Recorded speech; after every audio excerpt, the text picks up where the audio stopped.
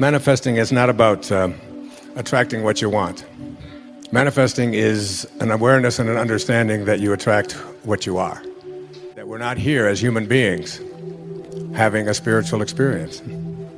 It's the other way around. We are all infinite spiritual beings having a temporary human experience. Self-actualizing people, one of the flaws of self-actualizing people is that they get over death almost as if it didn't happen. They have an awareness within them that nothing dies, that everything that materializes, of course, changes form. But there is something. My teacher in India, his name was Swami Muktananda. Many of you have read. And he was asked the question, "What is real, Master? What is real?" And Muktananda said, "That is real, which never changes. Everything else is illusion." So I've been looking at, I've been thinking about Muktananda and thinking about Dr. Maslow, who passed away on the 7th of June, 1970. And that was the same day that I was walking across the stage in Detroit at Cobo Hall, receiving my PhD, in almost the same hour. It was as if he had said to me, "I've explained this whole idea of self-actualization to the academic world. Now you explain it to the cab drivers and the school teachers and the nurses and the yoga students and everyone else." This whole idea that there is a higher place where each of us can reach right here while we're here. According to Muktananda, that is real, which never changes, and all of us are here in bodies that we believe is who we are. We're totally convinced of it. I was in a 21-year-old body, and I can't find any part of it anywhere on the planet. But while I was in it, I was absolutely convinced that this is who I am. And then I moved into another body, and another body, and another body. And the same is true for each and every one of us here, that there is some part of us that is infinite, that is the soul, that is the spirit.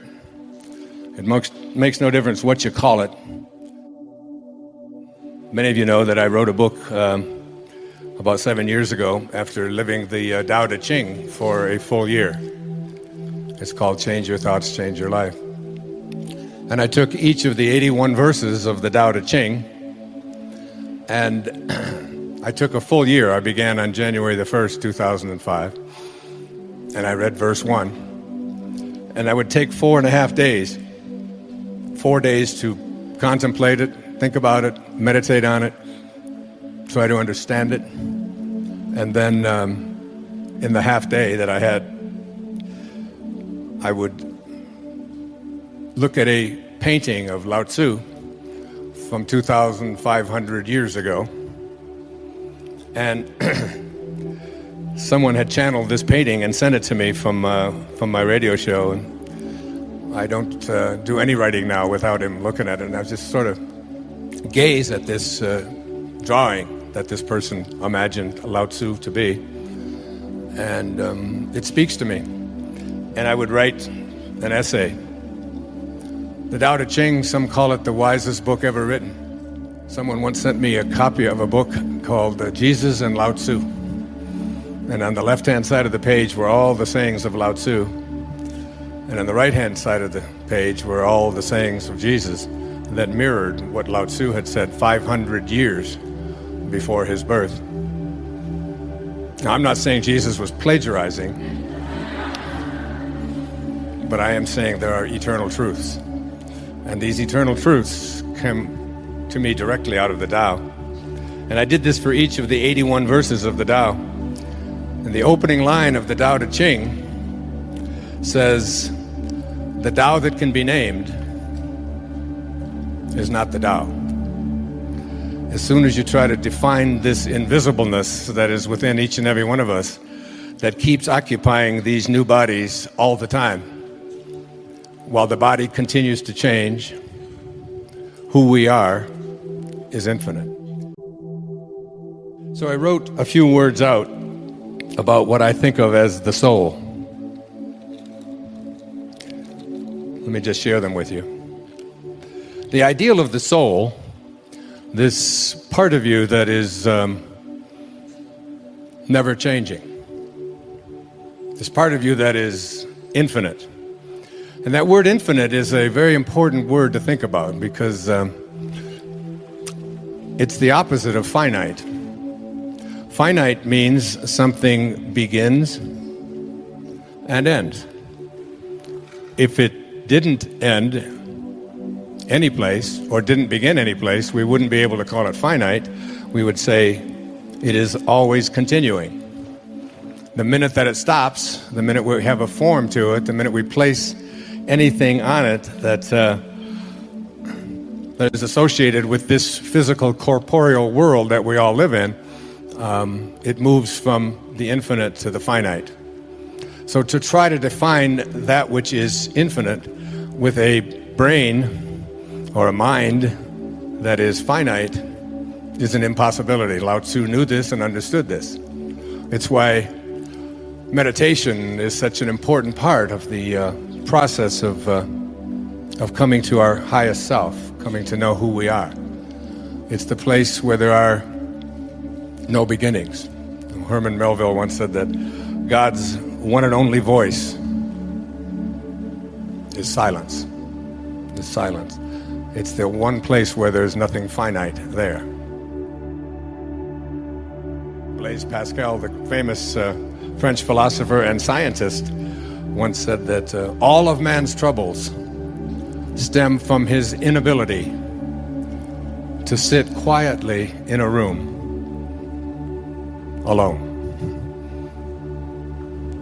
But most of us just aren't comfortable with this because we have come to believe and trust in the evidence for who we are is on the basis of that which we can touch and see and feel and smell, what our five senses tell us.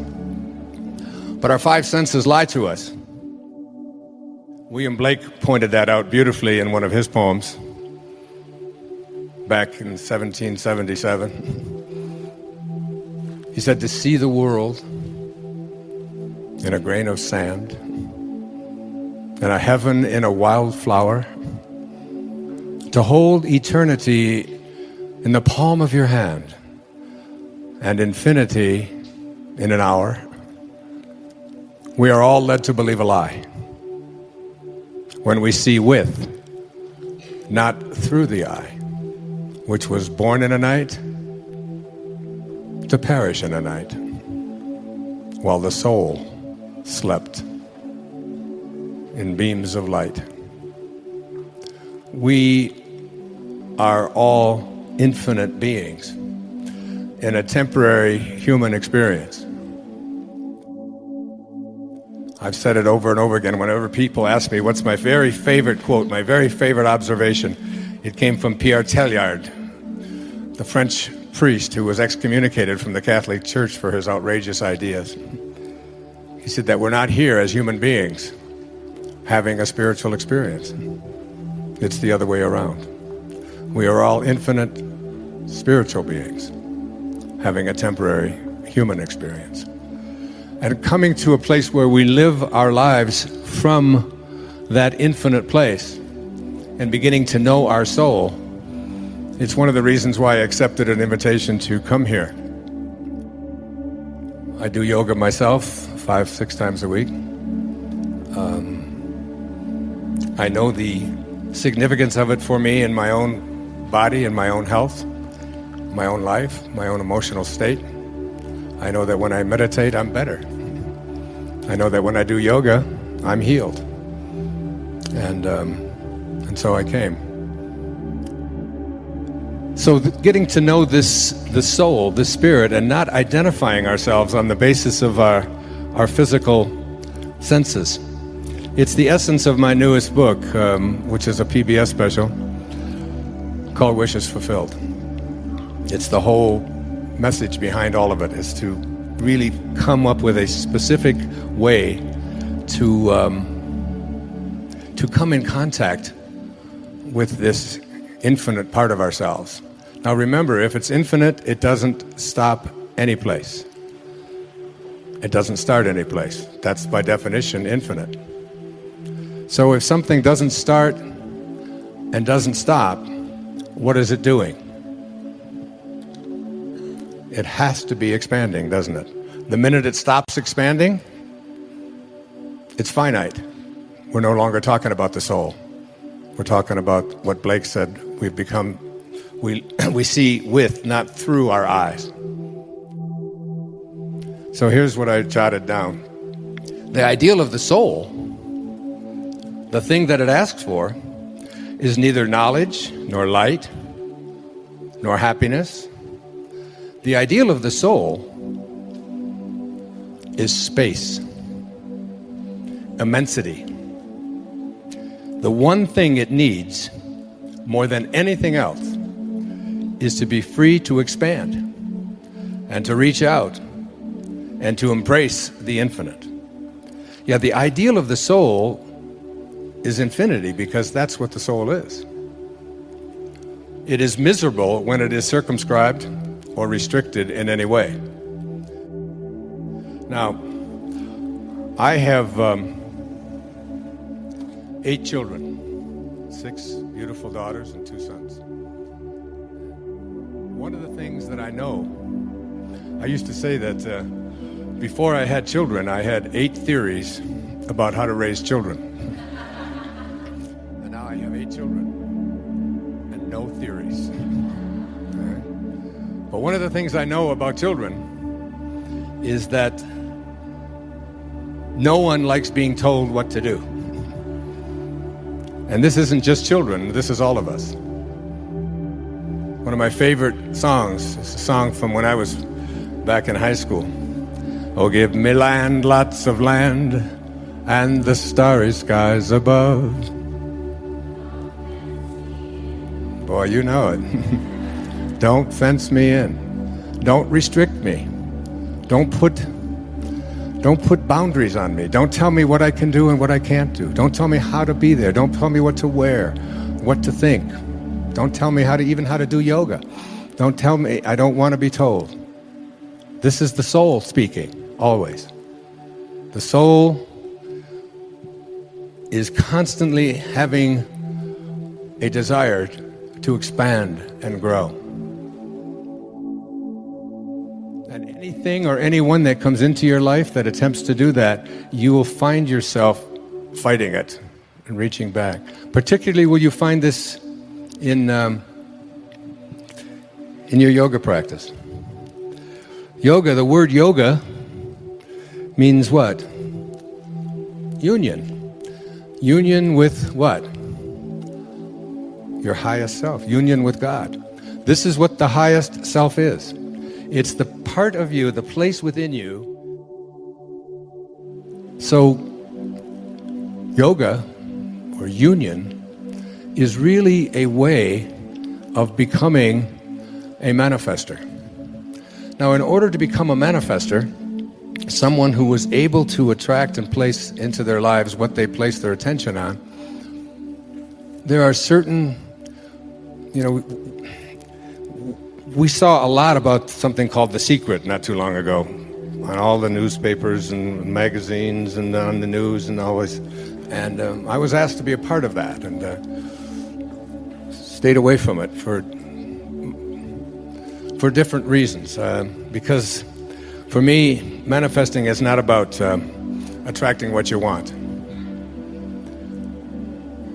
Manifesting is an awareness and an understanding that you attract what you are.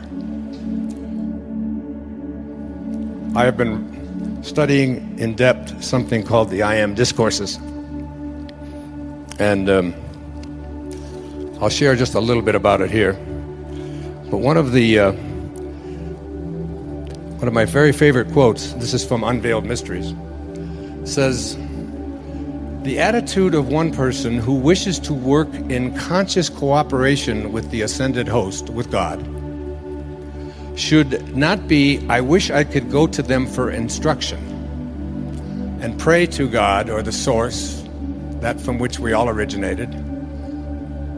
T.S. Eliot said, we shall not cease from exploration. But at the end of all of our exploring will be to return to the place from which we originated and to know it for the first time.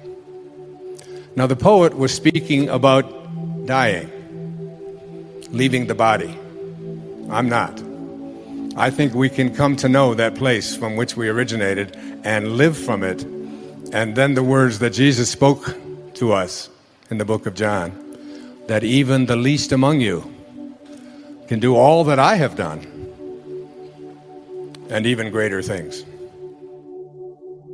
People will say to me over and over and over again, I understand what you're saying. It makes a lot of sense. And I, of course, am operating at a much higher level than all of those people around me. And the people who really need to hear this message are not here today. They're back home watching a football game or whatever it is that they're doing. But they obviously wouldn't even come to this because I'm at such a much higher spiritual level. But I'm in the energy field of people who are always bringing me down. They're cruel. They're nasty, they're inconsiderate, they're not compassionate, they're vicious, they're hateful, they're any number of things that I don't want or can't tolerate in my life. And they bring me down. You've heard it, you've said it. They bring me down. My husband doesn't understand me. My boss doesn't get it. The people around me don't get it. It's a lousy, hateful world out there. There's a lot of people out there who are mean. There are a lot of people who are represented by those people that we quote call our enemies and so on. And I'm in that energy field and I can't help but being brought down. And I always ask myself, and I respond to that with imagine how Jesus would respond to such an observation. Like, I don't want to be over there with all of those thieves. You know, I can't go over there. I just can't be around them because they just bring me down. And you laugh because it's too absurd. Those prostitutes over there, they're just filthy. Those are just people that, they bring me down, so I stay away from them. I don't want to be around them. That wasn't his way. And I suggest to you that the reason that people with lower energies bring you down is not because it is them that are bringing you down, but it is because you join them in responding to them with the same energy that you despise. So if someone hates you, and you hate them for hating you, you have responded to force with a counterforce. Anything above 200 is power. It's empowerment. Anything below 200 is force.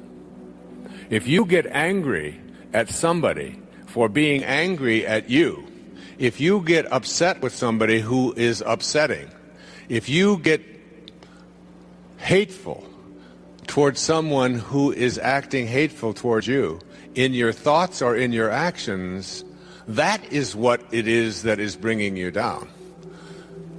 But if you learn something else, something that St. Francis taught us in this prayer of St. Francis, this prayer isn't just a Catholic prayer. The prayer of Francesco is an 800-year-old technology for spiritual problem solving. Indeed, there is a spiritual solution to every problem.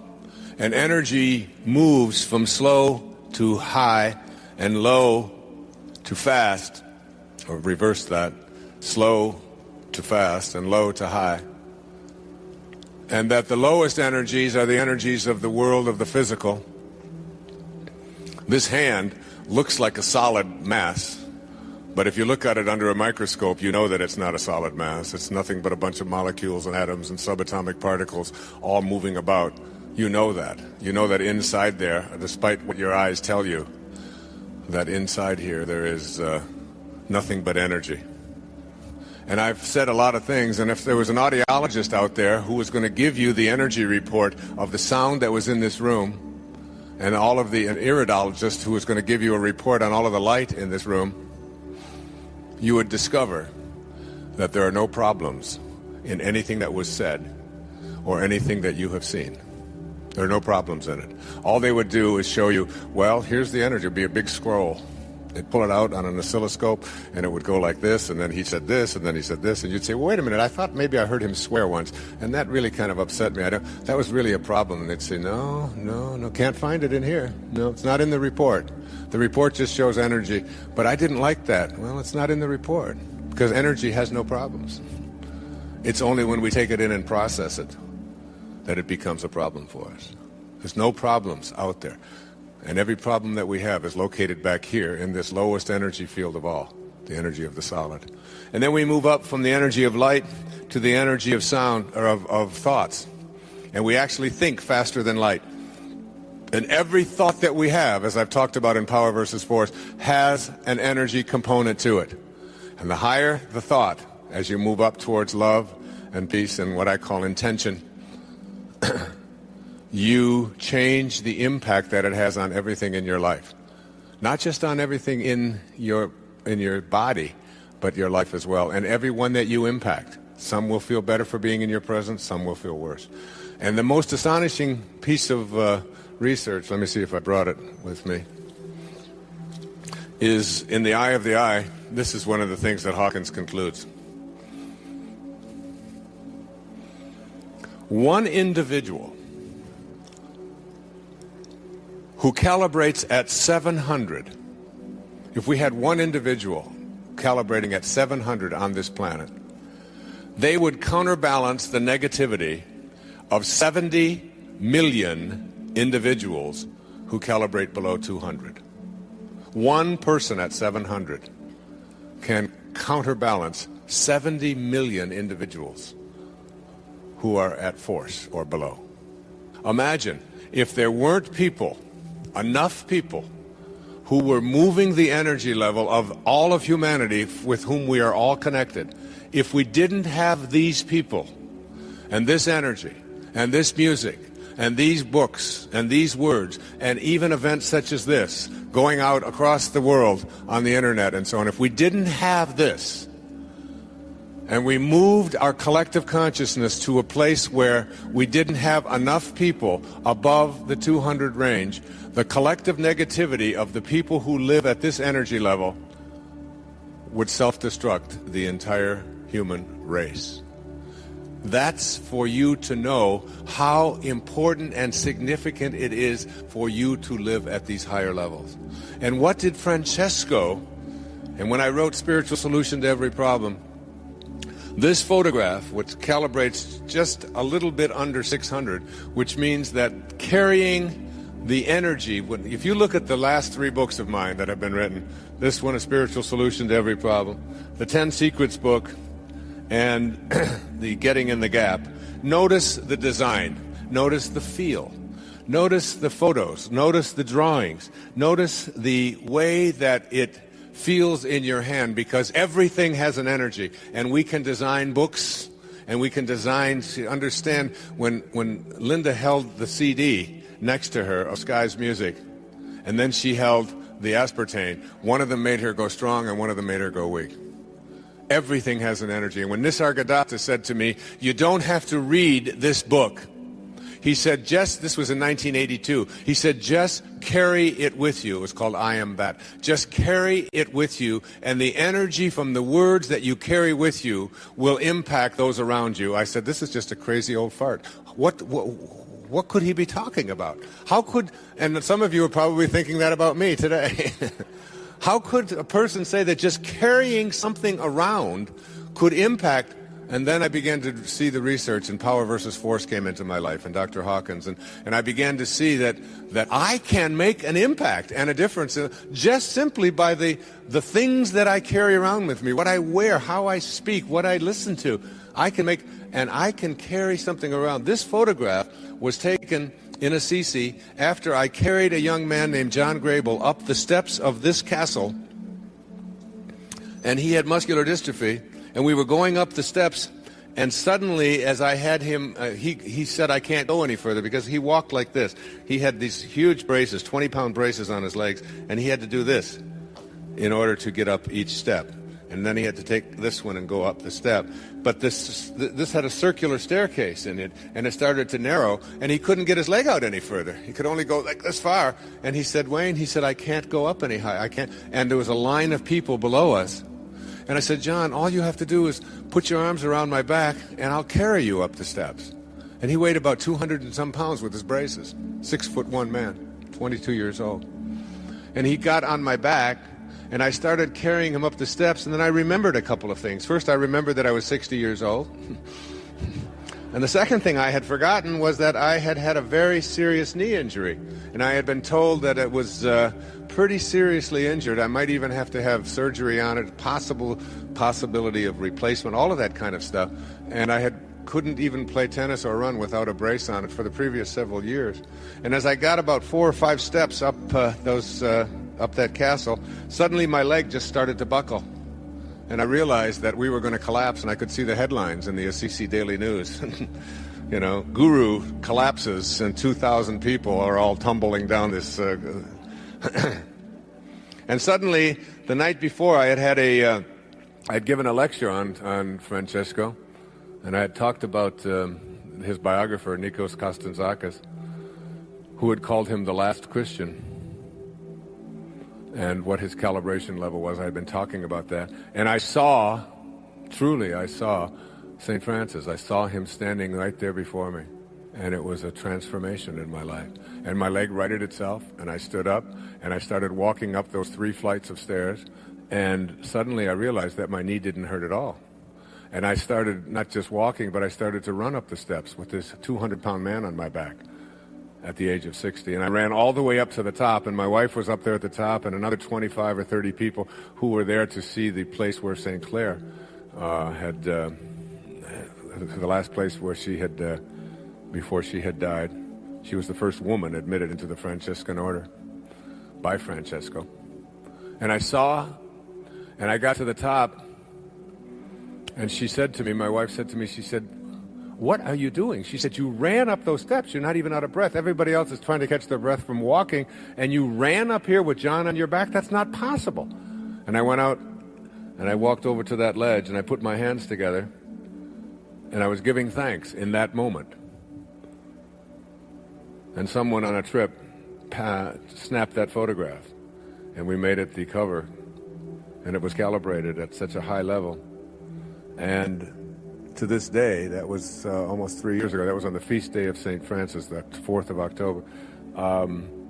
I play tennis on this. I run on this knee. I haven't worn a brace since. I can dance on it. I could just, it's like the knee has been totally, completely healed. And it all took place in an instant.